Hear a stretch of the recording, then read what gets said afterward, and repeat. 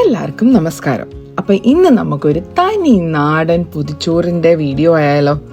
അപ്പം ഇത് നല്ല ചട്ടിയിൽ വരട്ടിയ മീൻകറിയുണ്ട്, അടിപൊളി ക്യാബേജ് തോരനുണ്ട്, മോര് കറിയുണ്ട്, നല്ല പുളിയും തേങ്ങയൊക്കെ ചേർത്ത ചമ്മന്തിയുണ്ട്, മാങ്ങ അച്ചാറുണ്ട്, മുട്ട ഓംപ്ലേറ്റ് ഉണ്ട്, നല്ല കുത്തരി ചോറുണ്ട്. അപ്പം നമുക്കൊരു പൊതിച്ചോറ് കെട്ടി നോക്കിയാലോ.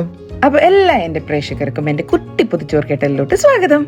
അപ്പോൾ ഒരു പേപ്പർ എടുത്ത് വെച്ചു, അതിൻ്റെ മേളിലോട്ട് നമുക്ക് നമ്മുടെ വാഴയില എടുത്ത് വെക്കാം. ഇത് വാട്ടിയ വാഴയിലയാണ്.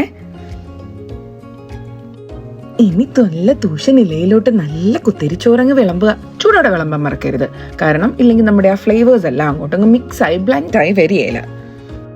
ഇനി ഒന്നും നോക്കണ്ട, ആ ചോറിന്റെ നടുക്കോട്ട് 2 കിണറങ്ങ് കുത്തിക്കൊള്ളുക. ആ 2 കിണർ എന്തിനാന്ന് വെച്ചാൽ നമ്മുടെ ചാറ് കറിക്ക് ഒഴിക്കാൻ വേണ്ടിയിട്ട്, അതാകുമ്പോൾ അത് ലീക്കാവില്ലല്ലോ. ബുദ്ധിപരമായിട്ട് നമ്മൾ പ്രവർത്തിക്കണം യു ഗായ്സ്. ഒരു കുഴിയിലോട്ട് നമുക്ക് എന്തൊഴിക്കാം? മീൻകറി ഒഴിച്ചു വെക്കാം.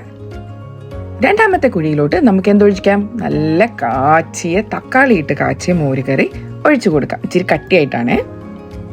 ഇനി നമുക്ക് നല്ലൊരു വലിയ പീസ് മീൻ വറുത്തതോടെ വെക്കാം. മത്തിക്ക് വറുത്തതായിരുന്നു വെക്കേണ്ടത്, പക്ഷെ കിട്ടിയില്ല ഗൈസ് ഇന്ന് മാർക്കറ്റിൽ.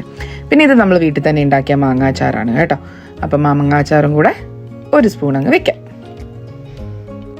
ഇനി നമുക്ക് നല്ല ക്യാബേജും ക്യാരറ്റും കൂടെ ഇട്ടുണ്ടാക്കിയ തോരനും കൂടെ വെച്ച് കഴിഞ്ഞാൽ അടുത്തത് എൻ്റെ ഫേവറേറ്റ് ഐറ്റമായ നമ്മുടെ കട്ട ചമ്മന്തിയാണ്.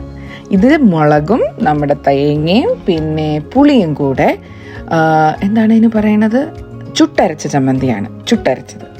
ഇനി അതിൻ്റെ മുകളിലോട്ട് ഒരു ഓംപ്ലേറ്റും കൂടെ വെച്ച് കഴിഞ്ഞാൽ നമുക്ക് നമ്മുടെ ഇല റാപ്പ് ചെയ്യാം യു ഗൈസ്. അപ്പം ഇല റാപ്പ് ചെയ്ത് നല്ല ടൈറ്റായിട്ട് കെട്ടി